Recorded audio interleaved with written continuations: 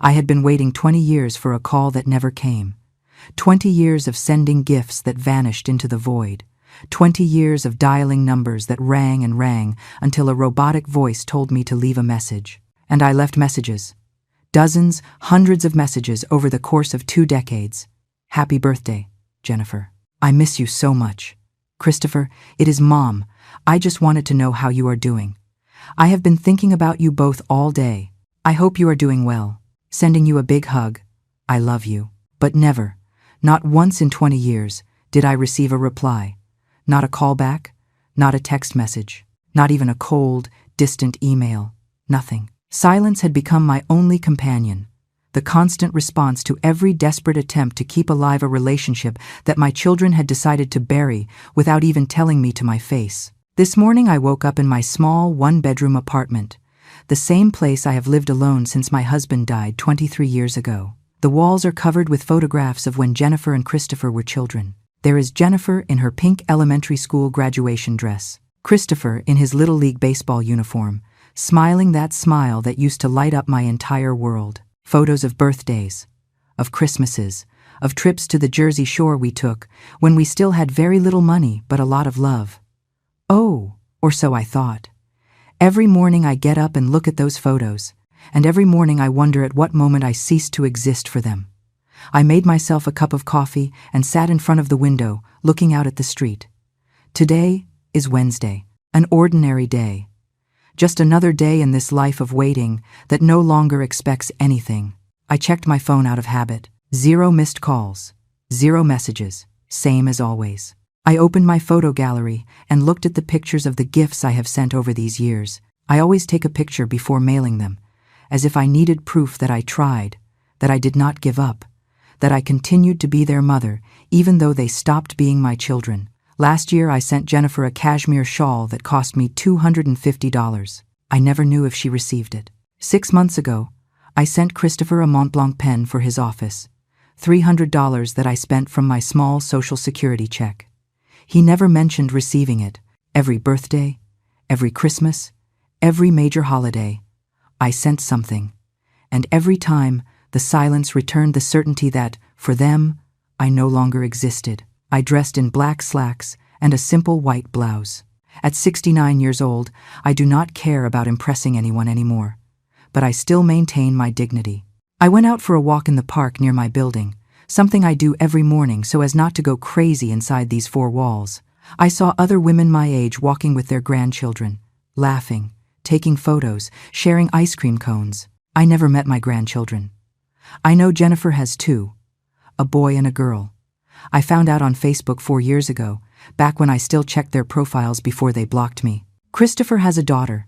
I also learned that through social media, from the crumbs of information I could gather before they completely slammed that door shut too. 3 grandchildren who do not know my name, who do not know I exist, who grew up thinking their grandmother is simply not around. I returned home around noon and found an envelope in my mailbox. It was an invitation. An elegant invitation, printed on thick ivory cardstock with gold lettering. I opened it with trembling hands.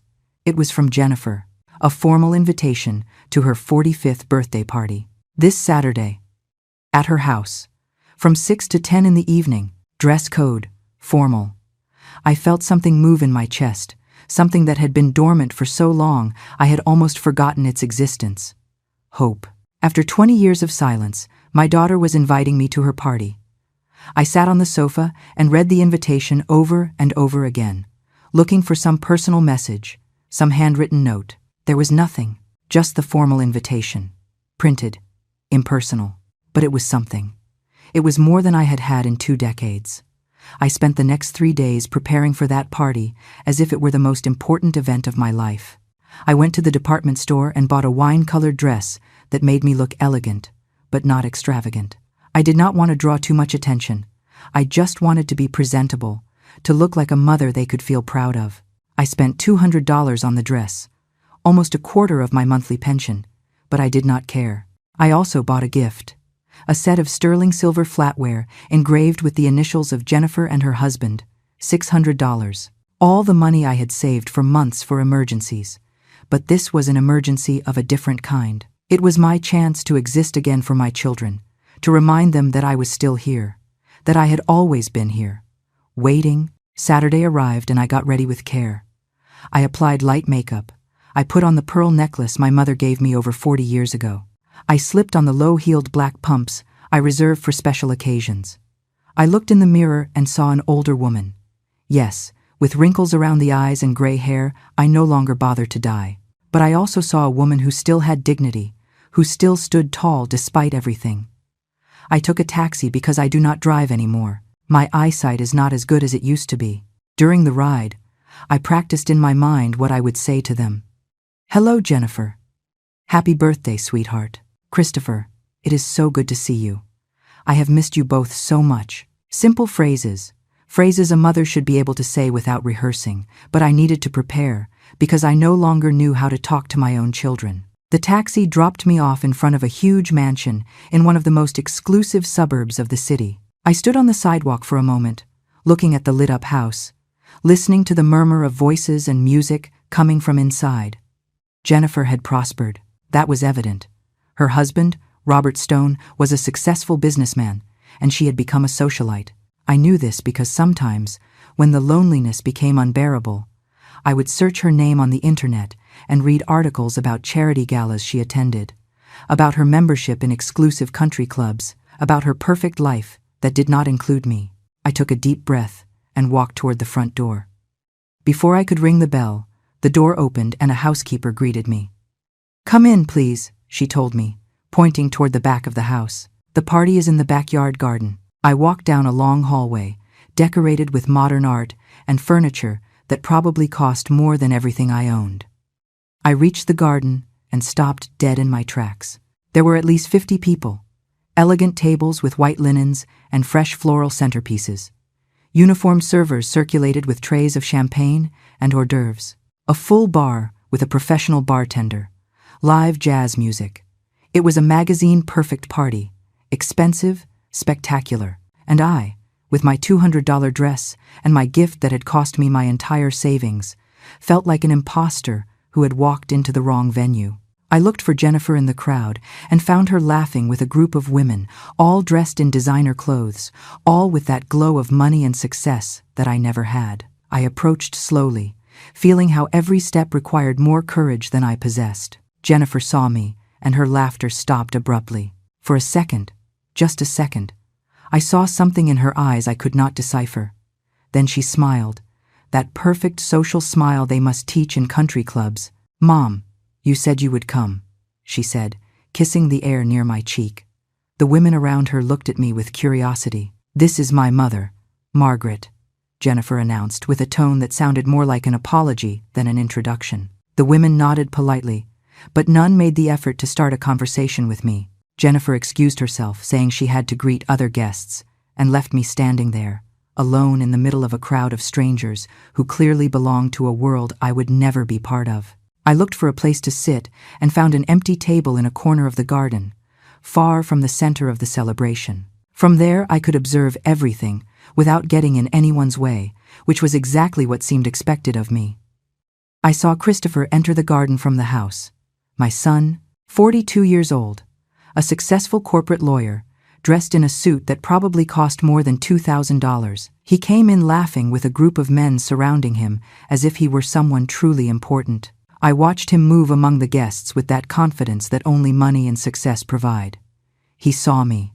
I know he saw me because our eyes met for a fraction of a second, and then he simply turned his head and continued his conversation as if I were just another garden chair. Invisible, non-existent.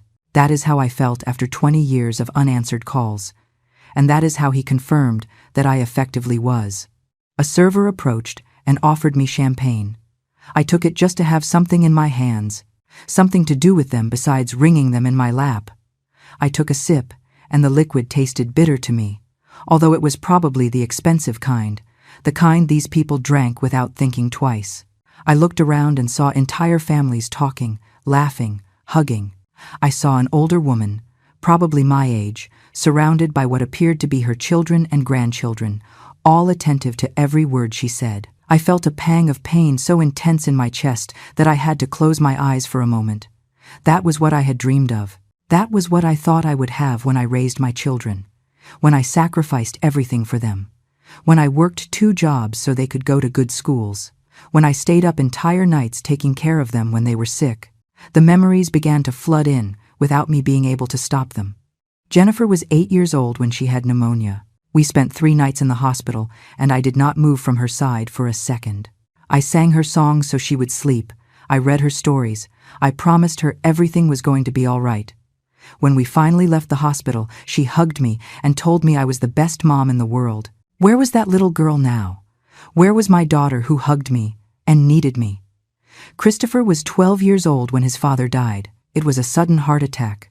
Without warnings, without time for goodbyes, my husband left and left us alone. Me with 2 children to raise and debts to pay. Christopher cried for weeks.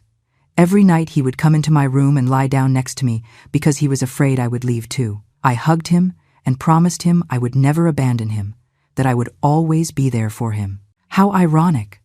I kept my promise. It was they who abandoned me. The distancing was not overnight.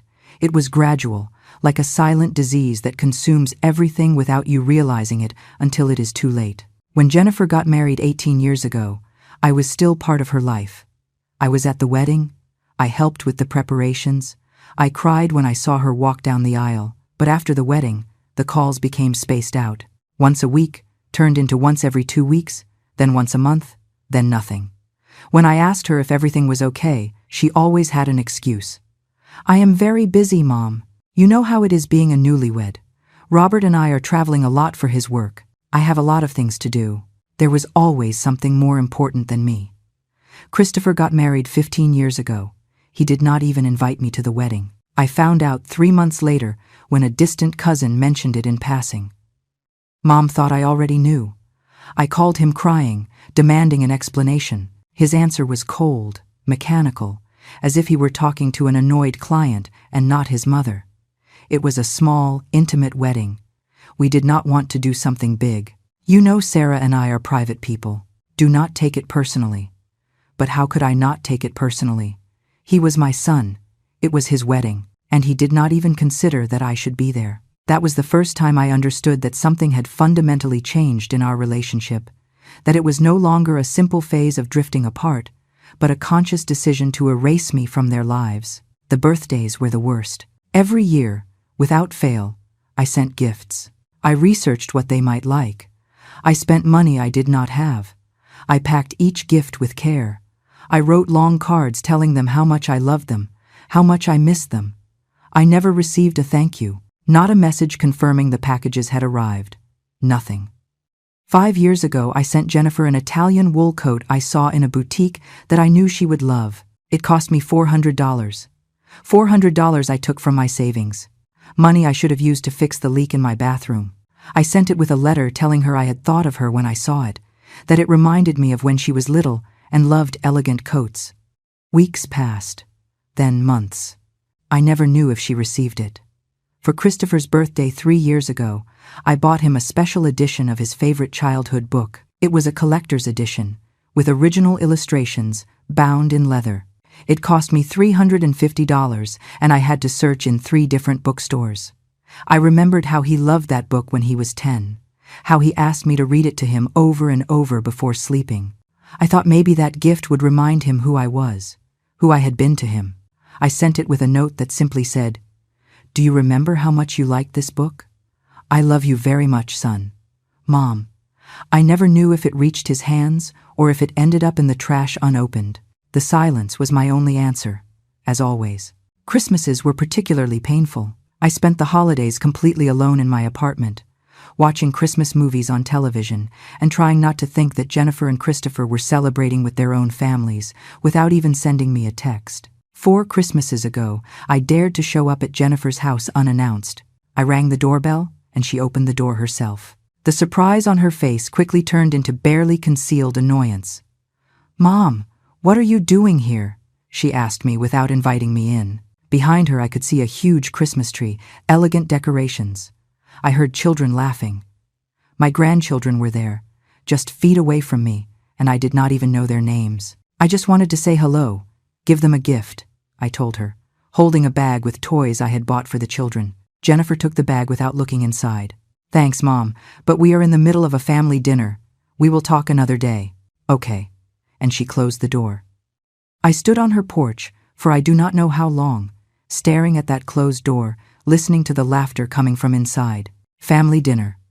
I was her family, and I was on the outside.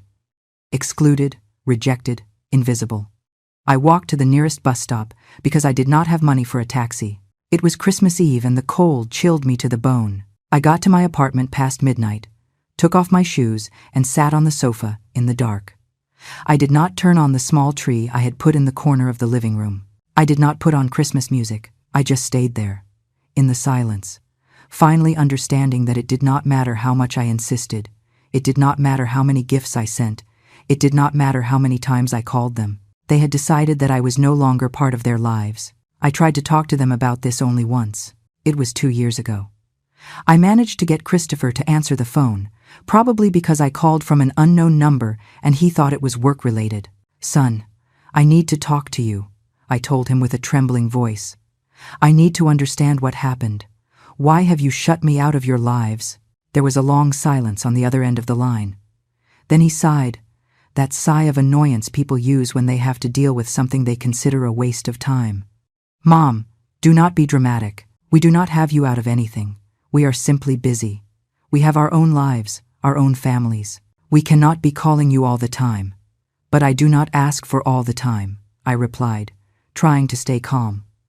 "I only ask to hear from you every once in a while, to be able to see my grandchildren, to be part of your lives, even if just a little." "Look, Mom," he interrupted me with a tone of impatience. "We are not children anymore. We do not need you hovering over us all the time. You did your job raising us, and we appreciate it, but now you need to understand that we have our own paths. It is not personal. It is just life. It is not personal." Those words echoed in my head for days. How could it not be personal for your own children to erase you from their lives? How could it not be personal for them to deliberately ignore you for years? How could it not be personal for them to treat you as if you were an annoying obligation and not the woman who brought them into the world and sacrificed everything for them? That conversation ended with Christopher telling me he had to hang up because he was going into a meeting. We did not speak again after that. 2 years have passed, and that was our last exchange of words until today. Sitting at that garden table, with my glass of champagne untouched and my gift still in my purse, I understood something with brutal clarity. I had not been invited to this party because Jennifer suddenly remembered she had a mother. I had not been invited out of love or a genuine desire to see me. There was something else behind this invitation, something I could not see yet but could feel in the air, in the furtive glances, in the atmosphere charged with falseness. I watched my 2 children move among the guests, perfect hosts, smiling, successful, surrounded by people who admired them, and I realized that for them, I was just an uncomfortable reminder of a past they preferred to forget. The music kept playing, and the conversations flowed around me like a river from which I was completely excluded.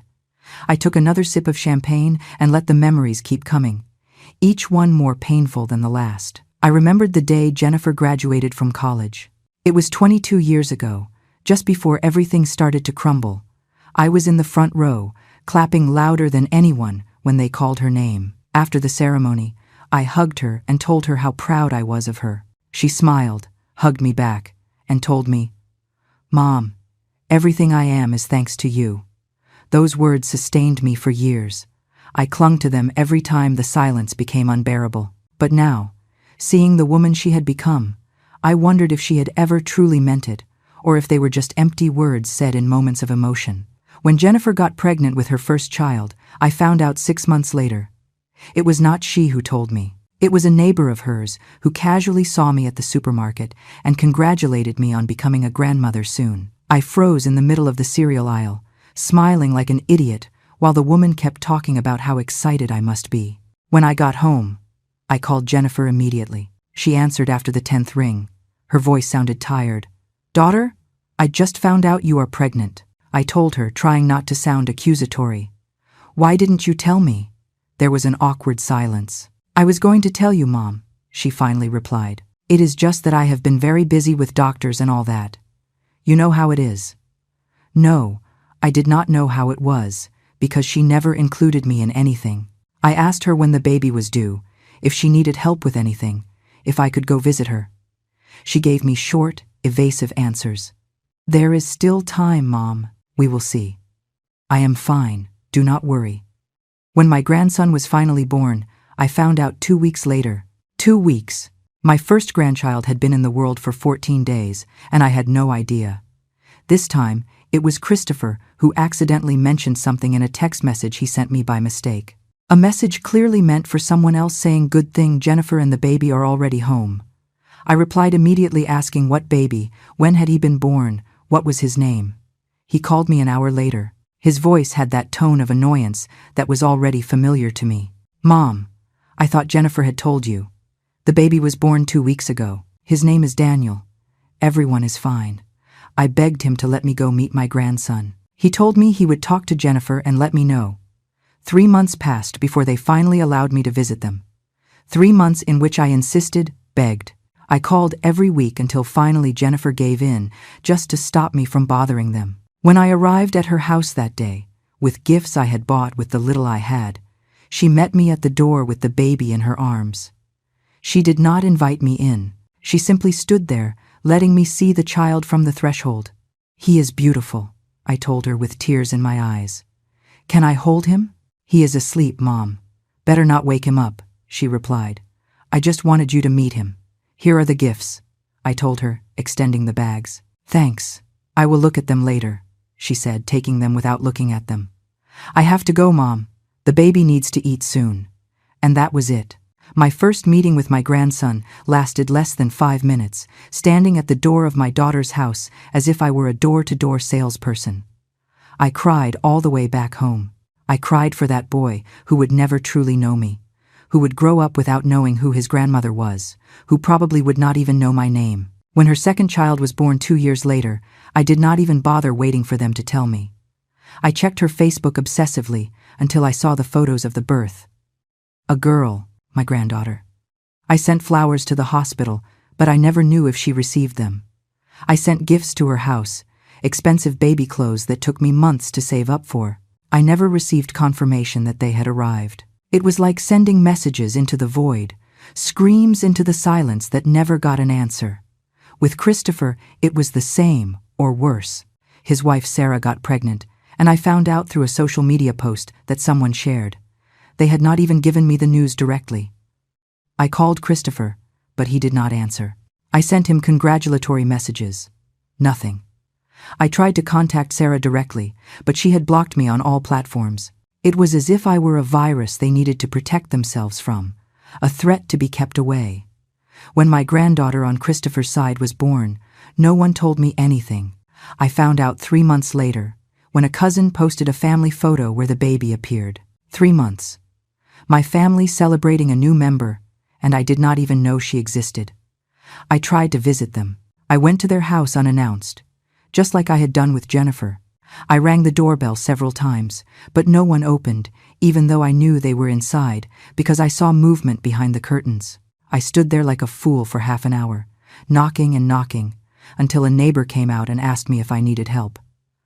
"I am waiting for my son," I explained. Feeling the humiliation burn my cheeks, the woman looked at me with pity. "I think no one is home, ma'am," she told me kindly, even though we both knew it was a lie. I left there with my heart broken into pieces, understanding that my own children preferred to hide from me than open the door and talk for 5 minutes. My grandchildren's birthdays were another kind of torture. I sent gifts religiously for each one: toys, clothes, books. I spent what I did not have trying to buy even a small space in their lives, but I never knew if my grandchildren opened those gifts, if they liked them, if they even knew who sent them. Probably Jennifer and Christopher received them and stored them or gave them away without telling the children who they came from. It was easier that way. Easier to erase me completely than to explain why the grandmother they never see keeps sending things. 2 years ago, I sent Daniel, my oldest grandson, a bicycle for his 8th birthday. It cost me $500. $500 that took me 6 months to save. I sent it with a card that said, "To my dear grandson, I hope you enjoy this bicycle as much as your mom enjoyed hers when she was your age." I love you even though we do not know each other. Your grandmother, Margaret. I never knew if Daniel received that bicycle. I never knew if he read my card. Probably Jennifer threw it in the trash before he could see it. It was easier to maintain the narrative that I simply did not exist, that for some mysterious reason Grandma was not present in their lives. Easier than admitting that they had consciously excluded me, that they had made the deliberate decision to cut me out of the family. I looked toward where Jennifer was now, surrounded by her elegant friends, laughing at something someone had said. I wondered if she ever thought of me, if ever, in the middle of her perfect and busy days, she stopped for a second to remember the woman who had raised her, who had worked 2 jobs to give her everything she needed, who had sacrificed every day of her life for her. I remembered the nights I worked as a cashier at a supermarket and then cleaning offices to be able to pay for the private school where Jennifer wanted to study.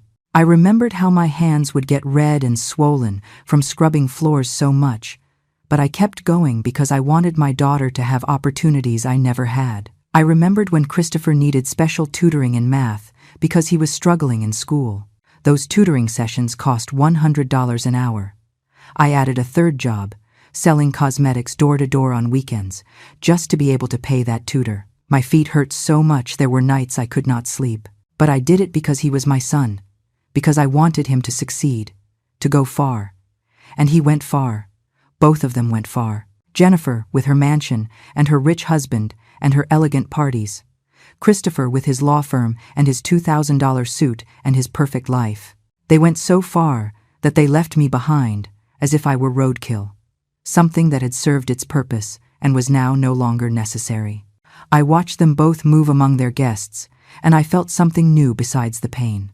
I felt rage, a cold, clear rage that was beginning to wake up after 20 years of sleeping under layers of sadness and denial.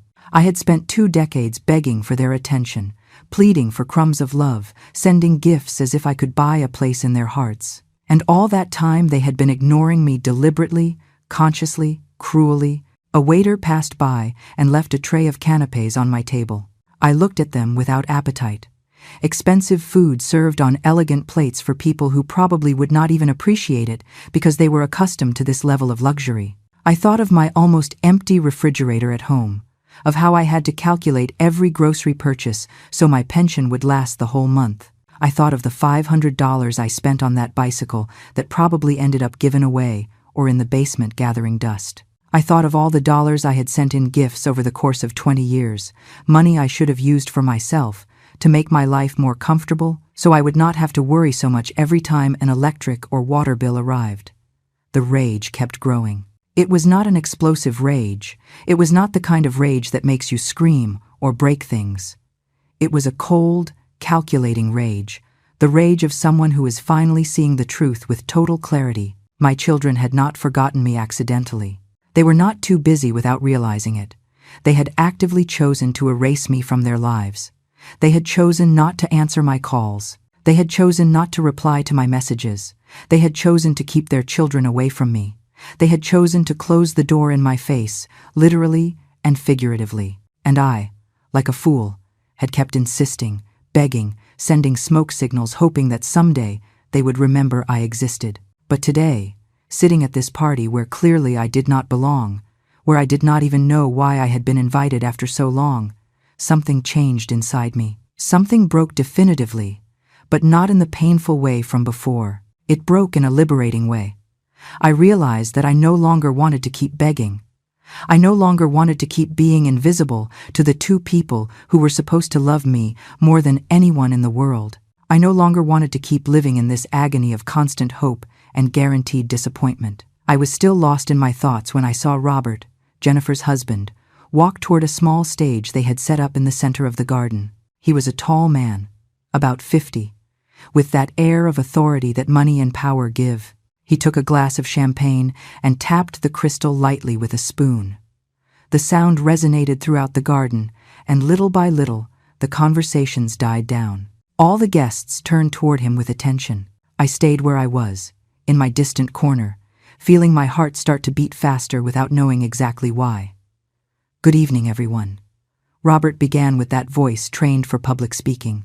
"Thank you for joining us on this very special day to celebrate my wonderful wife. The guests applauded, and Jennifer went up to the stage next to him, radiant in her champagne-colored dress that probably cost more than I earned in 3 months. They kissed while everyone applauded, and I felt something twist in my stomach. Robert continued talking about how lucky he was to have Jennifer in his life, about everything they had built together, about their plans for the future. I listened halfway, still trying to understand why they had invited me after so long. Then Robert said something that made me pay complete attention. "I also want to take this moment to make an important announcement," he said, looking at the crowd. "As many of you know, Jennifer and I have been working on a very special project." He paused dramatically, and I saw Christopher approach the stage with a smile on his face. My son went up the steps and stood next to his sister and brother-in-law. The 3 of them looked perfect up there, like a magazine photograph of successful, happy people. "We are excited to announce," Robert continued, "that we have acquired a beautiful piece of land on the coast, with an ocean view, where we will build a beach house for the whole family. A house where we can gather, create memories, strengthen our family bonds." The guests applauded enthusiastically. I sat paralyzed in my chair. Family. He had said family, but I did not even know about this project. No one had mentioned anything to me, obviously, because I was not part of that family they were talking about. Christopher took the microphone. As the family attorney, he continued with that professional tone he used. "I have been coordinating all legal aspects of this acquisition, and I want to tell you that this beach house is not just a property. It is a legacy we will leave for our children and our children's children. A place where the Stone family will gather for generations." More applause. I felt the cold rage that had started to awaken become more intense. The Stone family. I was Margaret Ross. I had given them that maiden name, but clearly I was not included in this legacy.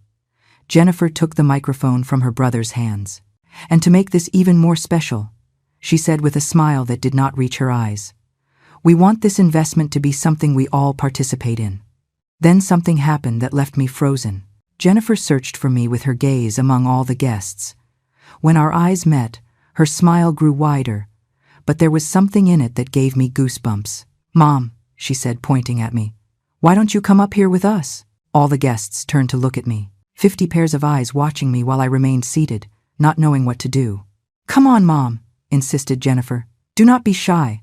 My legs barely responded, but I managed to stand up. I walked toward the stage, feeling every gaze nailed into my back.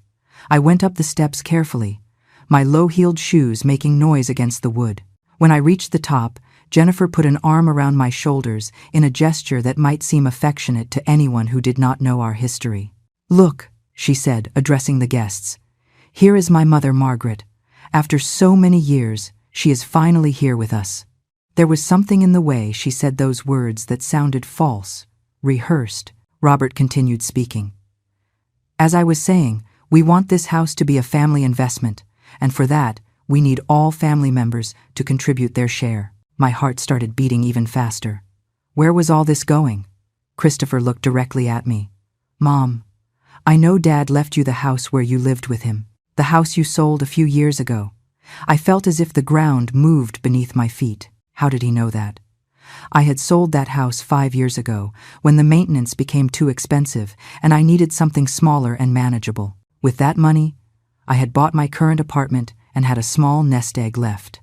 "We have been thinking," continued Jennifer, squeezing my shoulder harder than necessary, "that it would be wonderful if you could contribute with that money you have saved for this family investment. That way, you would have a part of the beach house too. You could visit us there, spend time with your grandchildren." Everything connected in my mind like a macabre puzzle. That is why they had invited me. That is why, after 20 years of absolute silence, I suddenly received an elegant invitation to this party. It was not because they missed me. It was not because they had finally realized they had a mother. It was because they needed my money. They needed the savings I had accumulated from the sale of the only property I owned.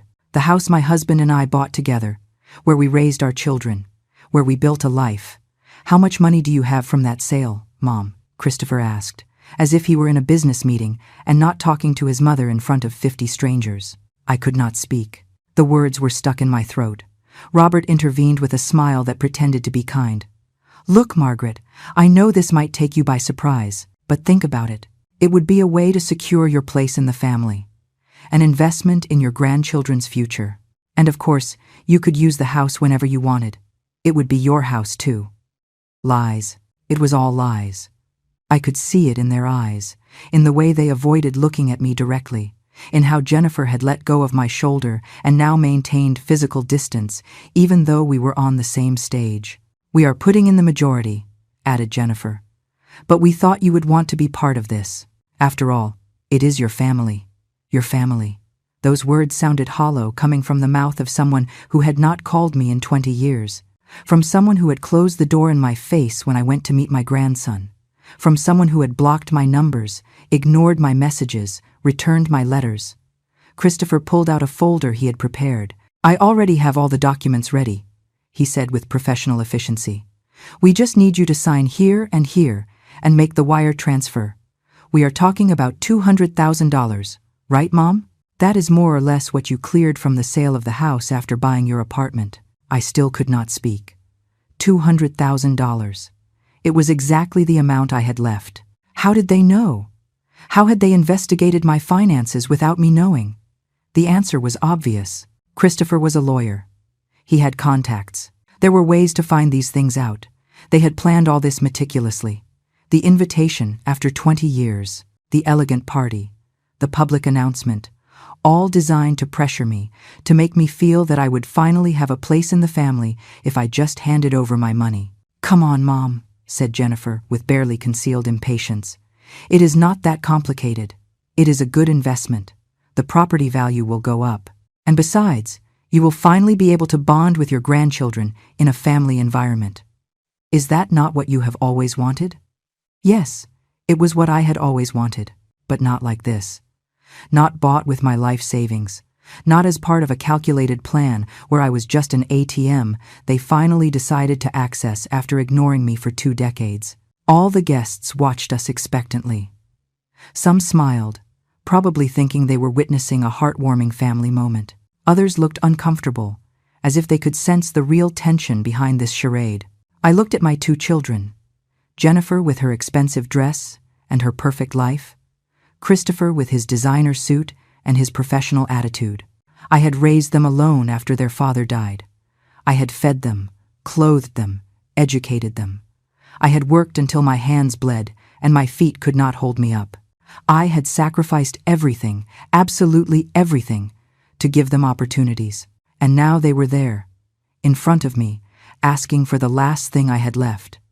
Not really asking for it, demanding it with this calculated public pressure. I looked at the folder Christopher held with the documents already prepared. How convenient that he had it already. How convenient that he knew exactly how much money I had. How convenient that they had chosen to do this in front of all these witnesses, betting that I would be too polite, too embarrassed, too desperate for their approval to say no. For 20 years, I had begged for their attention. I had pleaded for a call, for a visit, for any sign that they still cared. And in 20 years, they had never given me anything. Not their time, not their love, not even an occasional text message. But now that they needed something from me, now the family appeared. Now there were invitations and smiles and words about creating memories together. "So, Mom," asked Robert, breaking the silence that had stretched too long, "what do you say? Do you want to be part of this family project?" All eyes were on me, Jennifer, Christopher, Robert, and the 50 guests, waiting for my answer.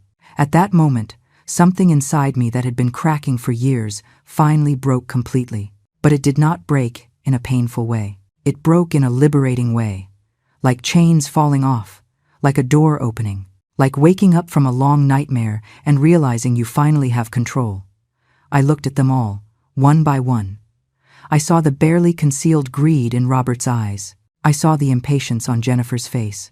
I saw the cold calculation in Christopher's expression. And something inside me said, enough. Enough begging. Enough pleading. Enough sending gifts into the void. Enough unanswered calls.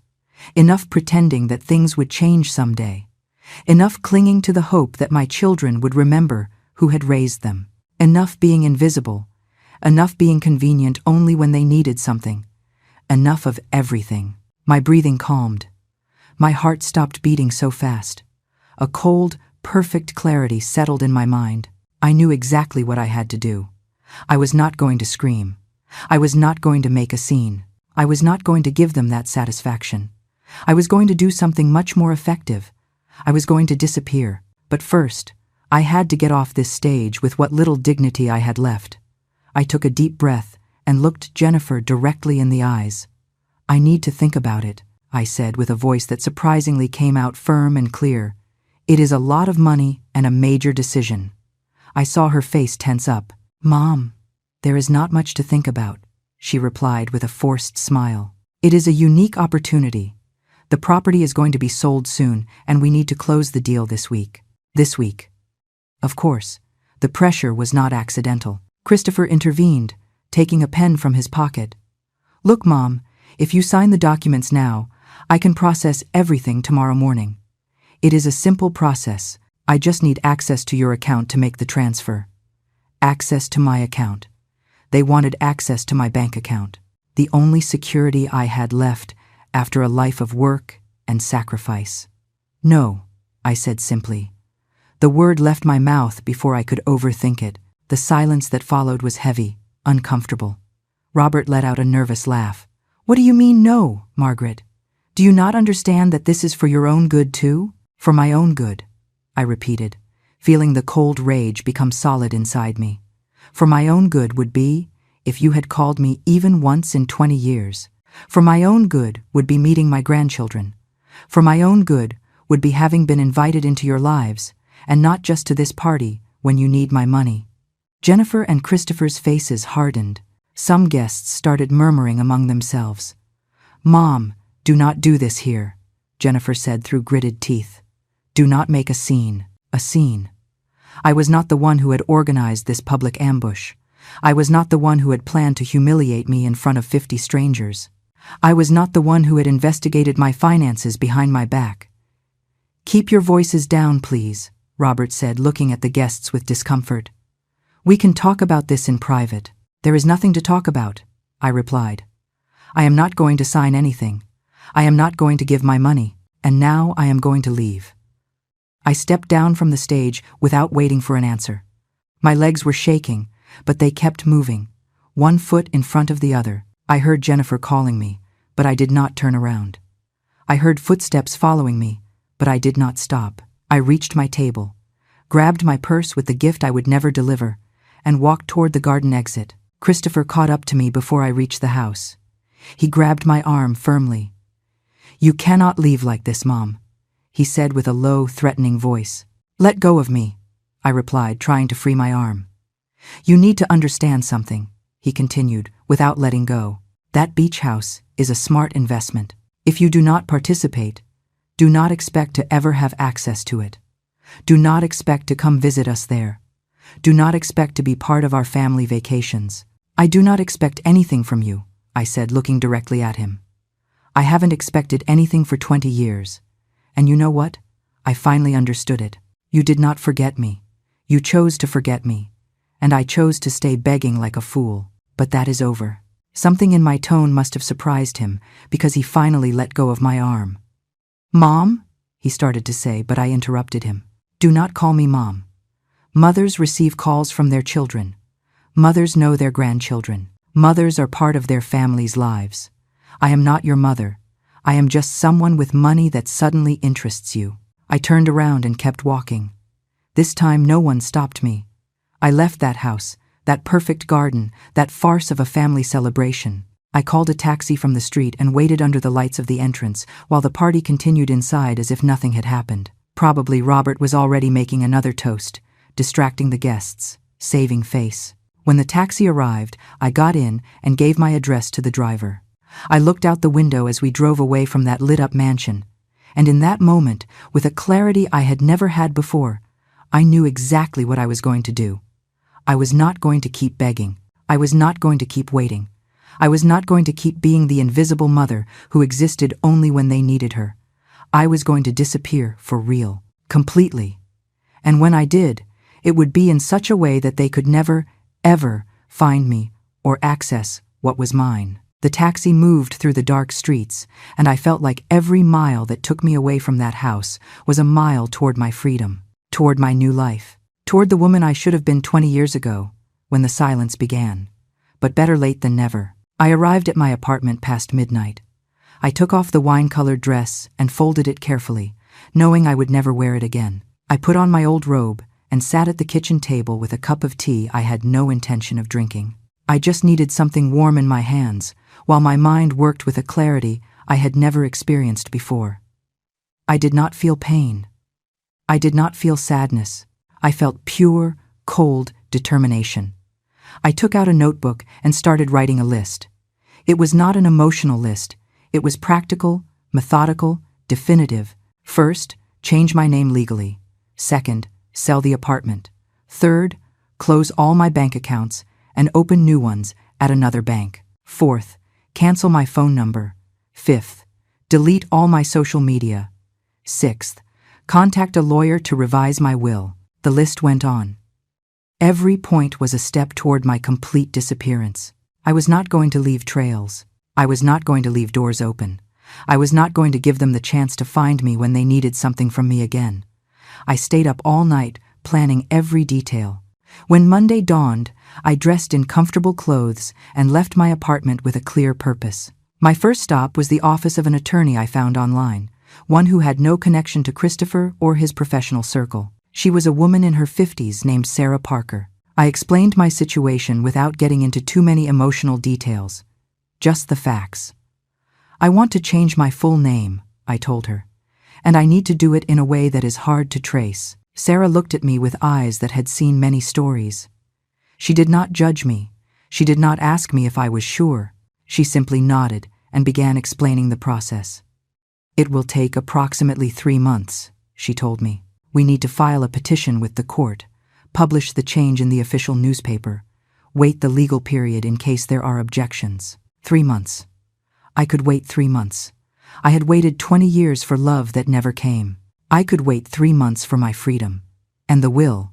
I asked. I also need to change it. Sarah pulled out forms and started asking questions. Do you have current beneficiaries? Yes, I replied. My 2 children. But I want to remove them completely. I want everything I have to go to a charity when I die. She wrote everything down without making comments. I also need to review any document where they might appear as emergency contacts, power of attorney, or insurance beneficiaries. I want to remove them from everything. Sarah looked up. That is very definitive, Mrs. Ross. Are you absolutely sure? I looked her straight in the eye. I haven't existed for them for 20 years. It is time for them to stop existing for me too. Only this time it will be legal and permanent. She nodded and continued taking notes. We will review everything. Bank accounts, insurance, property, medical documents. We are going to ensure they have no access to anything that is yours. I paid her a retainer of $1,000 and left with a folder full of documents I had to sign. My next stop was the bank. I asked to speak with the manager and explained that I needed to close all my accounts and open new ones at a completely different bank.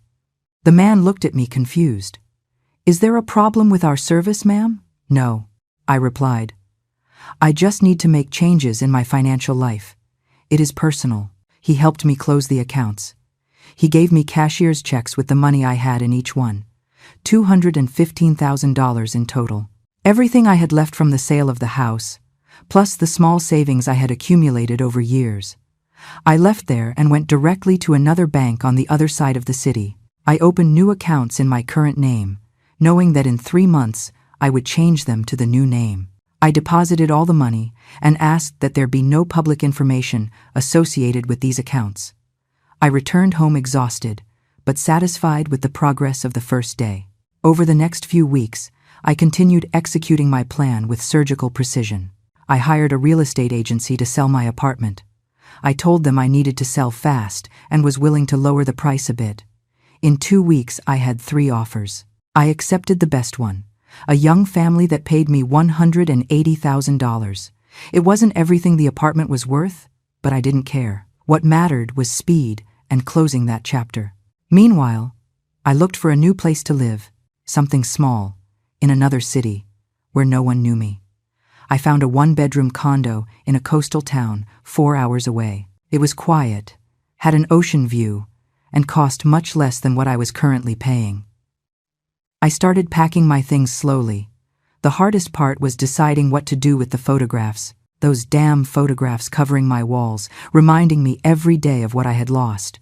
Jennifer as a child smiling at me, Christopher in his school uniform. Christmases we celebrated together, happy birthdays, vacations at the beach when we still had little, but were united. I took every frame and removed the photos.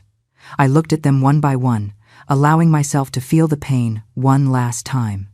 Then I put them all in a box. I did not throw them away. I could not do it yet. But I stored them in the back of a closet, out of my sight. When I finished moving, I would decide if I burned them or simply left them forgotten somewhere. I canceled my phone number. That number I had had for 15 years. The number Jennifer and Christopher had saved but never dialed.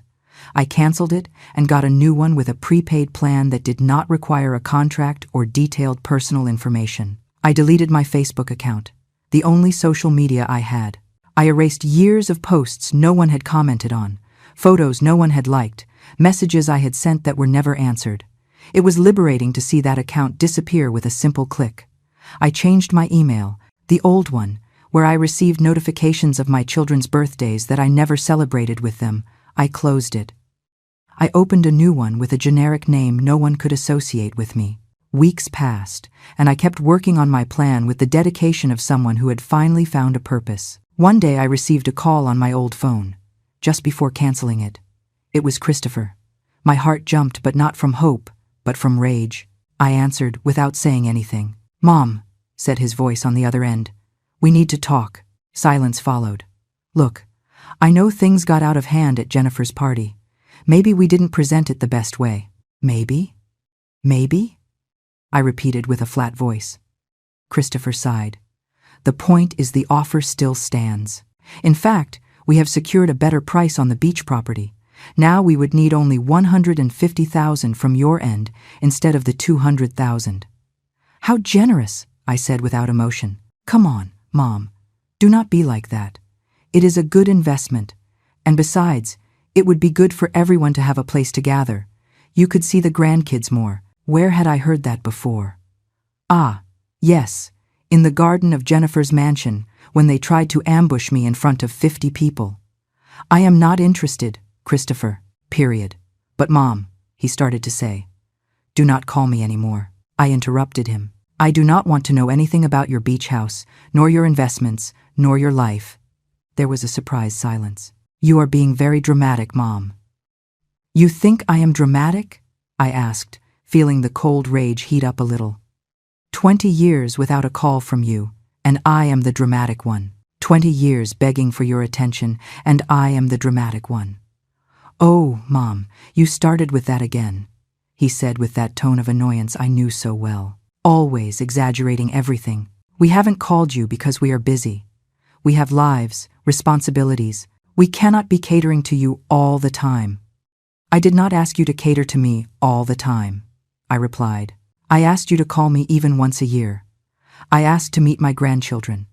I asked to be part of your lives in some way. And you consciously decided that I did not matter. And now that you need money, suddenly I do matter.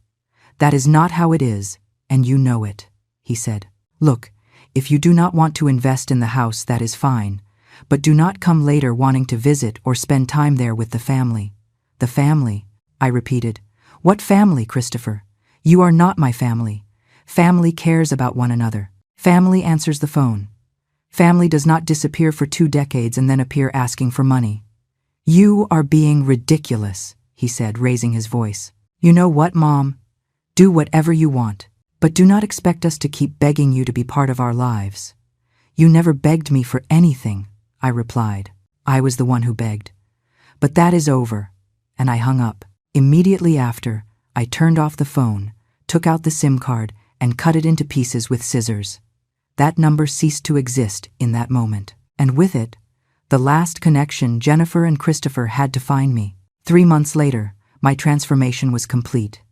The judge had approved my name change. I was no longer Margaret Ross. I was now Selena Owens. A new name for a new life. It sounded strange still when I said it out loud, but it was my name now. My apartment had sold and closed. I no longer lived in the same city. I had moved to that coastal town where no one knew me. where I could walk on the beach every morning without running into anyone from my past. My new condo was small, but sufficient. It had a balcony with an ocean view where I drank my coffee every morning watching the sunrise. It was peace. It was silence. It was freedom.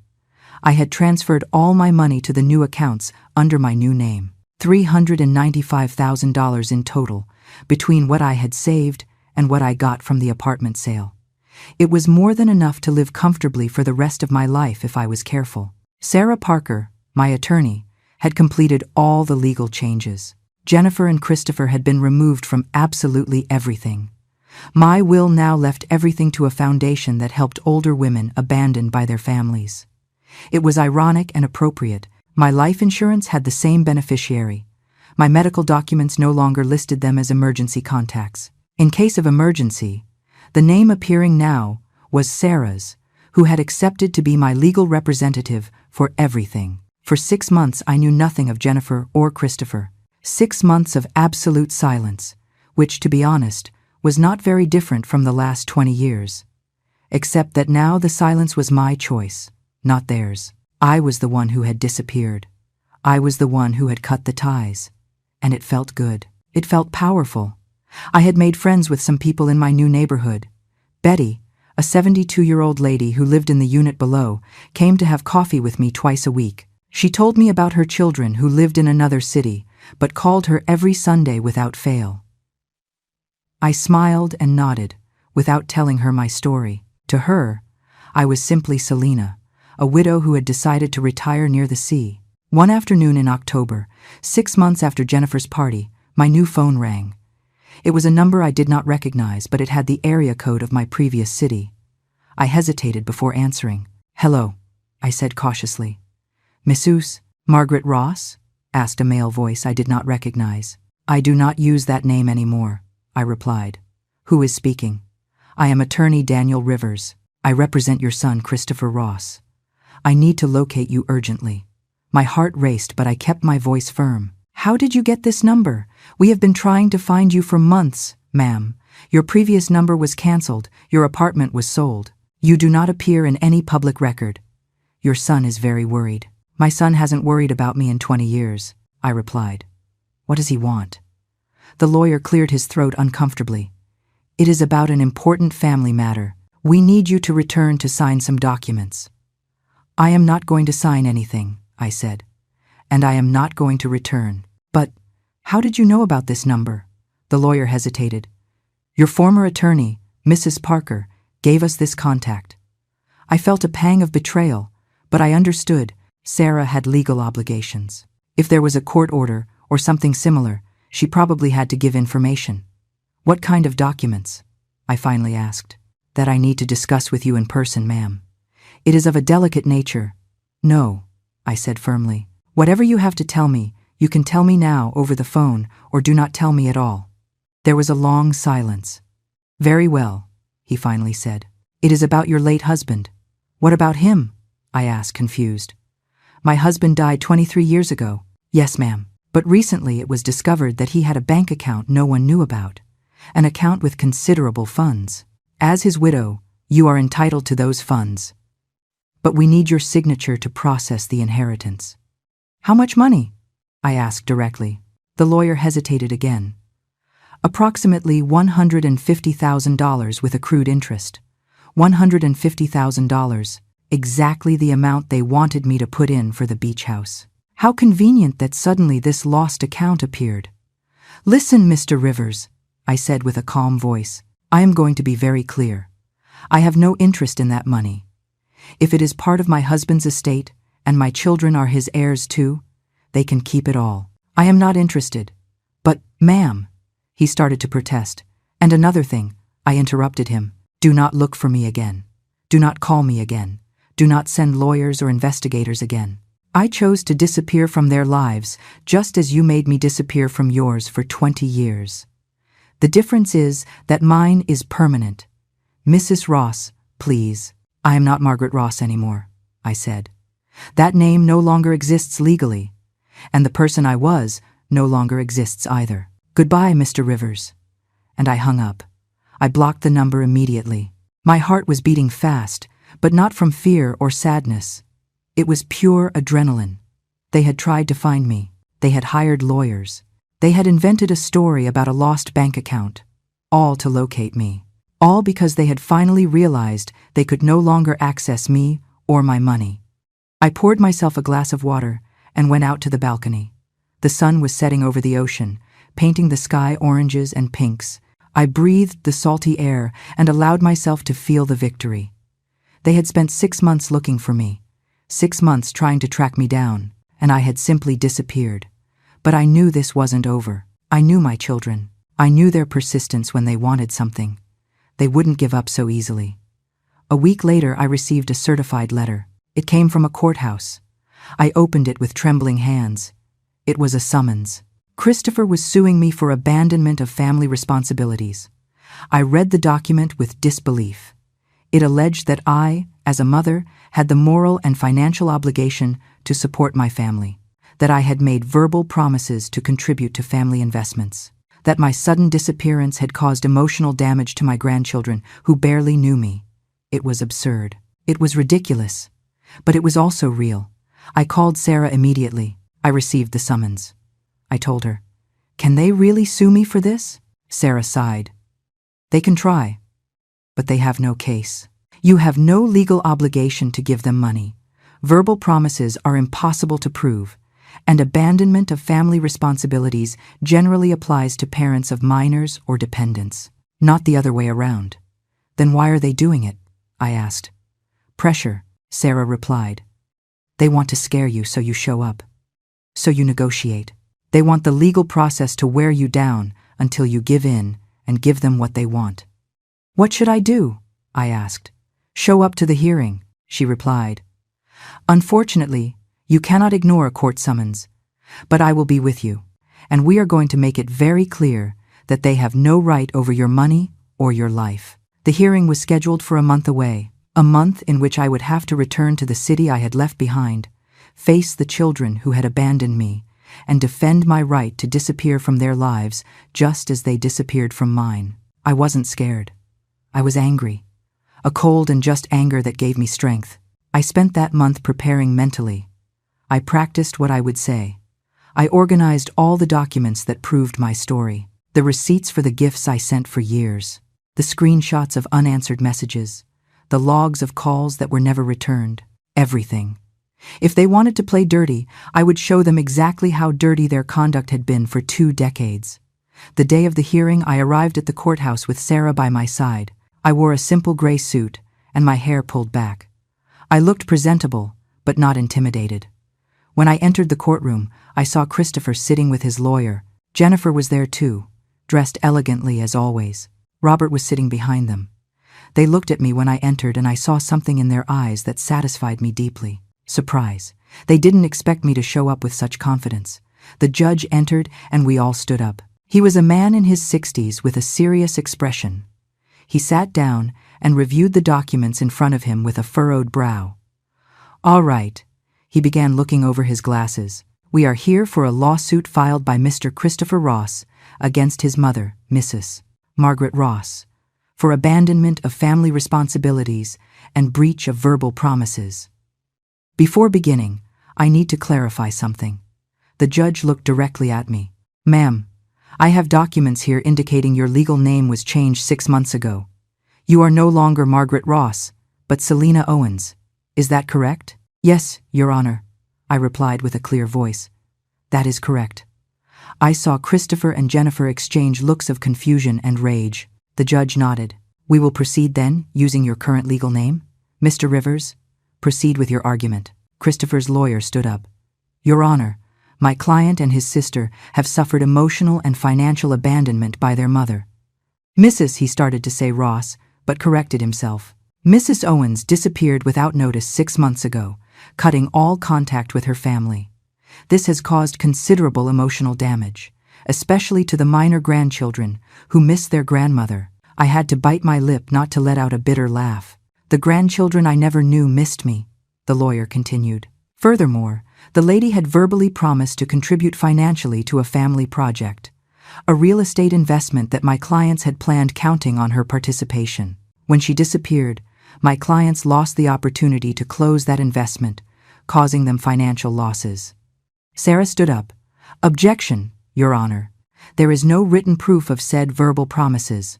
And as for the alleged emotional abandonment, we have extensive evidence that it was exactly the opposite. The judge raised his hand. We will get to that. Mr. Rivers, do you have any tangible proof of these verbal promises? The lawyer hesitated. We have testimonies from those present at the birthday party where the topic was discussed. Testimonies from people who were at that public ambush, I thought. The judge seemed skeptical. Continue. I would like to call Mrs. Jennifer Stone to testify. Jennifer stood up and walked to the stand. She looked perfect as always, every hair in place, her clothes expensive and elegant. She swore to tell the truth and sat down. Mrs. Stone, began her lawyer. Can you describe the relationship you have had with your mother over the years? Jennifer took a deep breath and put on her victim face. My mother has always been a very difficult person, she began. After my father died, she became demanding, needy for constant attention. I tried to maintain contact, but it was exhausting. Every conversation ended with her complaining that we didn't visit her enough, that we didn't call her enough. It was a very heavy emotional burden. I clenched my fists under the table, but kept my face neutral. And regarding the real estate investment, continued the lawyer. Yes, replied Jennifer. We thought it would be a wonderful opportunity to finally have a place to gather as a family. A place where Mom could spend time with her grandchildren. We explained everything to her at my birthday party. She seemed interested, said she would think about it, but then she disappeared without giving explanations. She sold her house, changed her name, left without telling us where. She left us worried, not knowing if she was alive or dead. Her eyes filled with perfectly timed tears. My grandchildren ask about their grandmother all the time. I do not know what to tell them. Sarah stood up for cross-examination. Mrs. Stone, when was the last time you called your mother before the birthday party? Jennifer blinked. I do not remember exactly. Sarah pulled out a document. I have here Mrs. Owen's phone records for the last 5 years. There is not a single incoming call from your number or your brother's. Not one. In 5 years. Jennifer shifted uncomfortably in her seat. Well, I was very busy. So busy you couldn't make a phone call in 5 years? Asked Sarah. And what about the previous 20 years? We have testimonies from neighbors, acquaintances, distant relatives, confirming that you and your brother cut contact with your mother for over 2 decades. That is not true, protested Jennifer. We sent messages. We had communication. Sarah pulled out more papers. Here I have screenshots of all the messages your mother sent you for years. Hundreds of messages. Birthday wishes, Christmas messages, photos, questions about how you were. And do you know how many of those messages were answered, Mrs. Stone? Not a single one. Jennifer went pale. Well, sometimes I didn't see the messages. For years? Insisted Sarah. And the gifts? Your mother has receipts for dozens of gifts sent to your address. Expensive gifts bought with her pension money. A cashmere shawl for $250, a silver cutlery set for $600, a bicycle for your son for $500. Did you ever thank her for those gifts? Did you ever let her know you had received them? Jennifer did not answer. And the grandchildren? Continued Sarah, relentless. Your mother went to your house when your first child was born. You left her standing at the door for less than 5 minutes. You didn't let her in. You didn't let her hold the baby. Is that how you treat a grandmother who is supposedly so important to your children? That was, Jennifer searched for words. It was a bad time. The baby was sleeping. 3 months after birth was still a bad time? Asked Sarah. 6 months later. A year later. At what moment exactly did you plan to allow your mother to meet your children? She is badgering the witness. The judge shook his head. Overruled. I want to hear the answer. Jennifer had real tears now, not the acted ones from before. I do not know. Things were complicated. Complicated? Repeated Sarah. Or you simply didn't care? You didn't care for 20 years until you needed your mother's money for your beach house. Then, yes, you remembered you had a mother. Then, yes, you invited her to a party. Not to celebrate, but to pressure her publicly to give you $150,000. It is not like that, protested Jennifer weakly. Sarah turned to the judge. Your Honor, this is not a case of maternal abandonment. It is a case of adult children who abandoned their mother for 2 decades and are now upset because she finally took control of her own life and financial resources. They have no legal right to my client's money. They have no moral right either, considering how they treated her. Jennifer stepped down from the stand, visibly affected. Christopher was called to testify next. His version was similar to his sister's. He spoke of how I was difficult, demanding, how they had tried to maintain contact, but I always wanted more. Sarah destroyed him just like Jennifer, with evidence after evidence of their years of silence and negligence. Finally, I was called to testify. I walked to the stand with my head held high. I swore to tell the truth, although the truth was already more than clear in the documents Sarah had presented. Mrs. Owens, began Sarah, can you explain to the judge why you decided to change your name and move? I looked directly at the judge. For 20 years, I tried to maintain a relationship with my children. I called them, and they didn't answer. I sent them messages, and they didn't reply. I sent them gifts, and never knew if they received them. I went to their houses, and they closed the door in my face. My grandchildren are 8, 6, and 4 years old. I have never held them. I have never spent a birthday with them. I barely know their names. My voice cracked slightly, but I continued. Not because I didn't want to, but because my children consciously excluded me from their lives.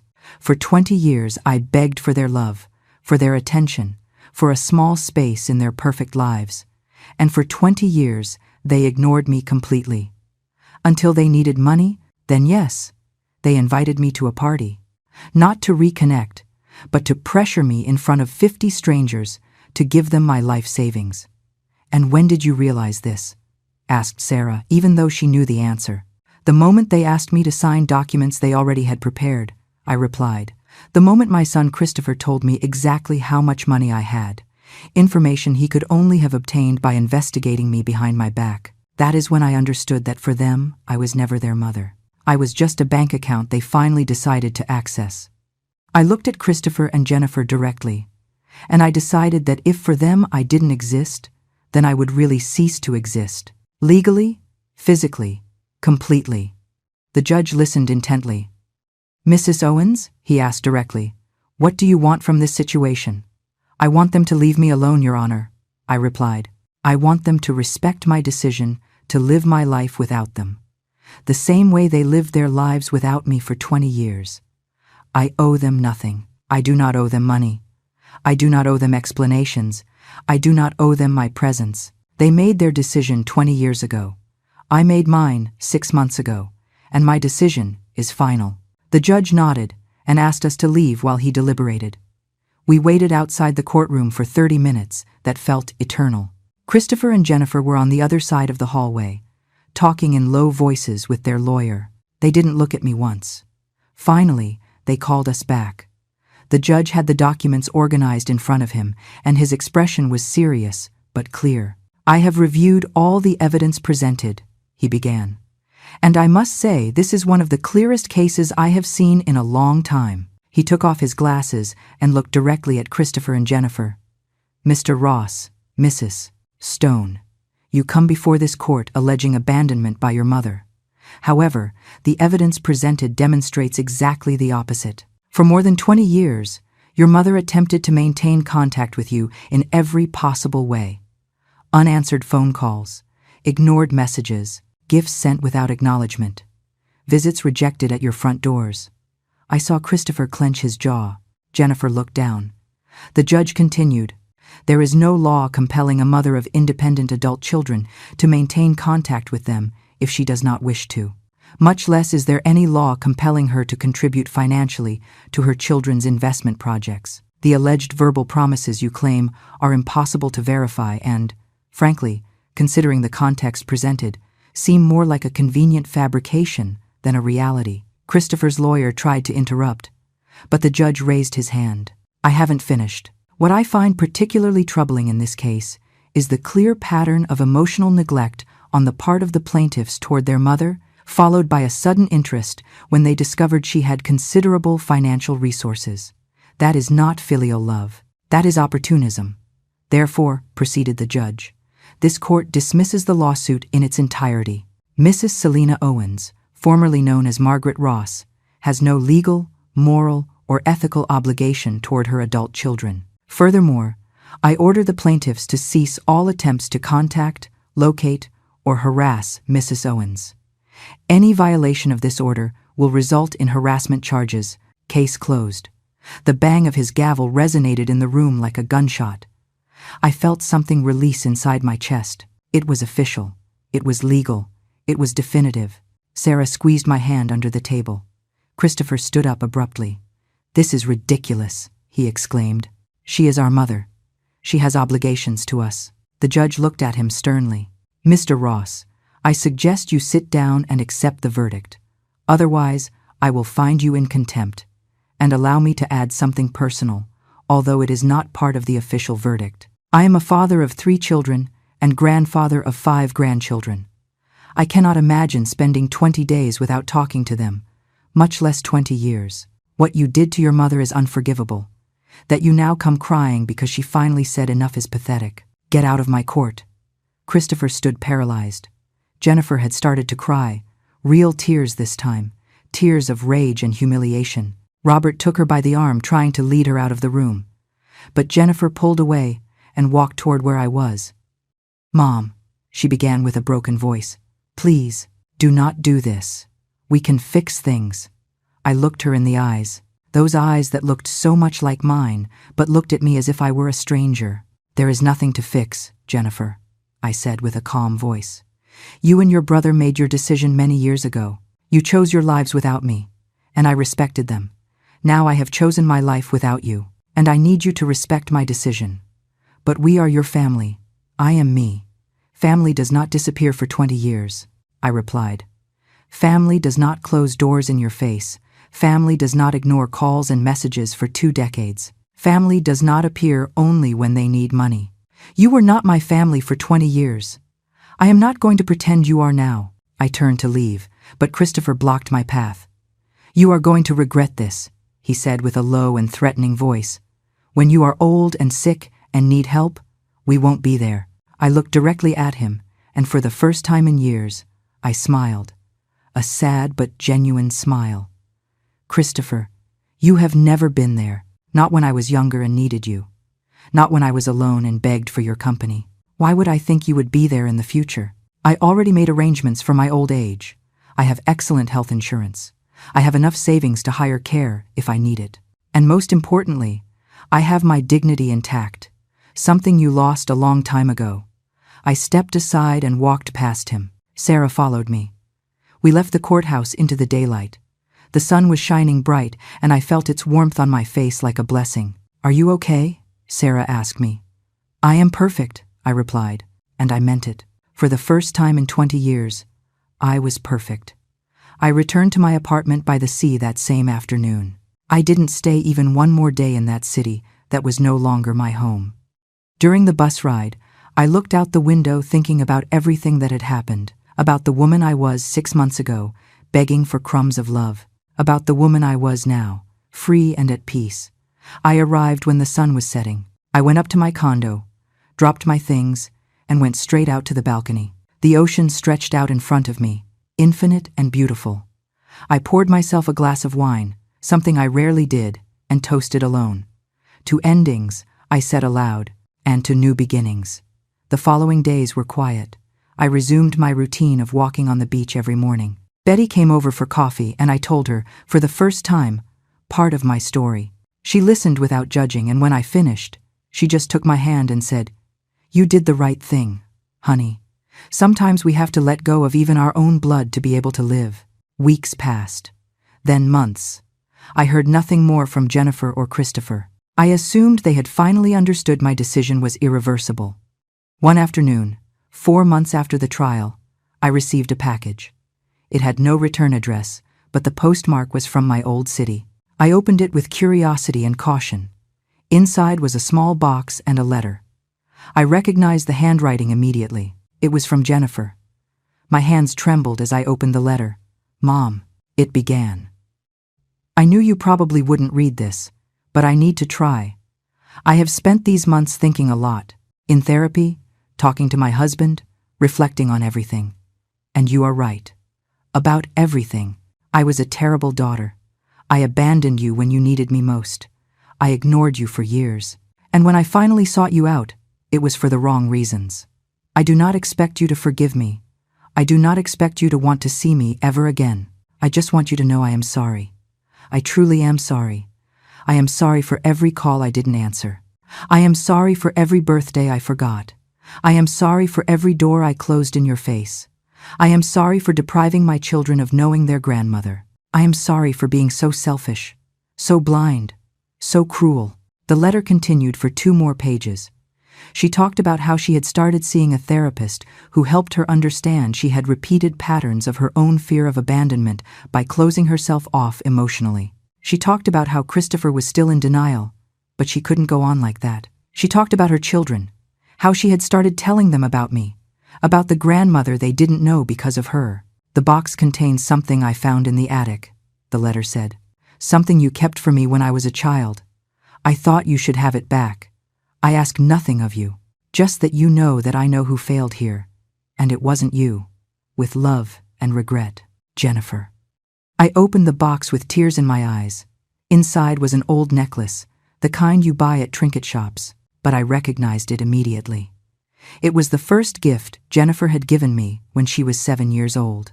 She had bought it with her own savings, $5 she had scraped together over months. She had given it to me on Mother's Day with a handmade card that said, "To the best mom in the world."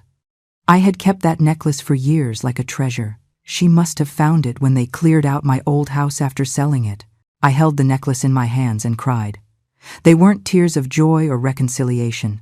They were tears of grief for what could have been and never was, for the relationship we should have had and was lost, for the years we would never get back. I put the letter and the necklace in a box at the back of my closet. I did not reply. I did not call. I did not look for Jennifer, because even though I appreciated her apology, even though I recognized her apparent sincerity, I also knew that some things are broken in ways that cannot be repaired. And I was at peace with that. I had spent 20 years trying to force a relationship my children didn't want. I wasn't going to spend the rest of my life doing the same, not even if now it was one of them seeking to reconnect. My life now was mine. My time was mine. My peace was mine. And I wasn't willing to risk any of that, not even for the possibility of recovering a daughter I had lost a long time ago. 6 months after receiving that letter, on a particularly beautiful morning, I was drinking coffee on my balcony when Betty came up with a cake. "It is your birthday," she announced with a smile. 70 years deserves to be celebrated. I had completely forgotten my birthday. I didn't even keep track of those things anymore. But Betty had remembered, because I had mentioned it months ago in casual conversation. We cut the cake and ate it watching the sunrise. She told me stories of her 72 years, of her regrets and her joys, and I shared my own reflections. I reached this age finally feeling free, I told her. Free of expectations that were never met. Free of a family that viewed me as a burden. Free of begging for love that wasn't reciprocal. And you know what, Betty? It feels glorious. She raised her coffee mug in a toast. To freedom, she said. To dignity. To women who finally said enough. We toasted, and the sun finished rising over the ocean. In that moment, I understood something fundamental. I hadn't lost my children. My children had lost me. And it was their loss, not mine. Because I had spent 70 years learning to love unconditionally, to give without expecting anything in return, to be strong even when everything crumbled. I had raised 2 children alone. I had worked to exhaustion. I had sacrificed everything for them. And when I finally decided to stop sacrificing myself, when I finally chose my own peace over their comfort, I became the villain of their story. But I didn't mind being the villain if it meant finally being free. Today, 3 years after that birthday party that changed everything, I continue living in my condo by the sea. I am 72 years old.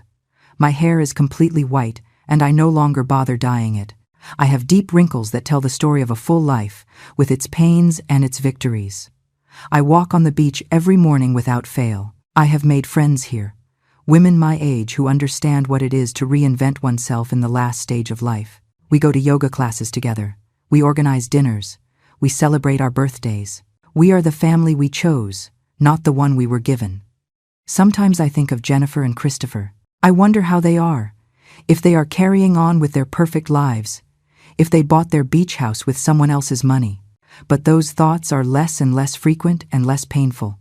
I do not hate them. Maybe I should, but I don't. I simply release them. I let them go like you let go of anything that hurts you.